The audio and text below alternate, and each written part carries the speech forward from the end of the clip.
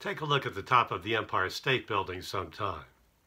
Notice that at the top of the building itself, but below the TV antenna, there's a little round cap or disc designed as part of a Zeppelin mooring mast.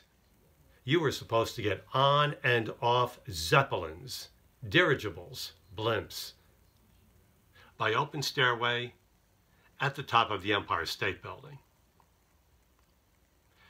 Ever notice you're walking around New York City and you see hot dog wrappers and bits of newspaper flying up the sides of a tall building? New Yorkers know that if you look out the window of a skyscraper during a blizzard, you see snow flying up the sides of tall buildings. Well, that's going to mean something if you're talking about Zeppelins. Remember that the Hindenburg, the big thing from the early 1930s, was 980 feet long and had an effective flying weight of 95 pounds. Loaded. Well, that's a problem for the Zeppelin. The problem is that heavy updraft. The first time that Zeppelin was coming on in 1931, here comes the Zeppelin. Everything is fine, but when it got close to the top of the Empire State Building, the updraft sent it vertical, like a gigantic exclamation mark. This concerned some people on the Zeppelin, and they had to get that thing out of there. But what did they do? They just spent all this money.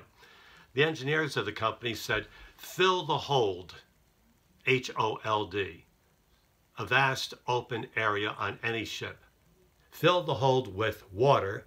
That should keep the Zeppelin horizontal next time. And so, on a sunny day in September of 1931, they tried it. They filled the hold with water.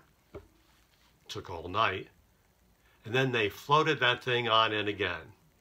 Nice sunny day.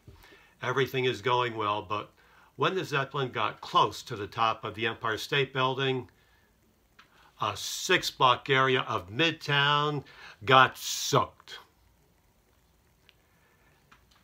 The Zeppelin had gone nose up, and everybody took a splash for 6 blocks around. So they had to move the Zeppelin landing station, sound familiar, to Lakehurst, New Jersey, where the Hindenburg proceeded to explode 6 years later.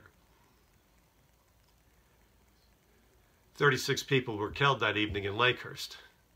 But how many thousands would have died had the Zeppelin exploded instead above the corner of 34th Street and 5th Avenue?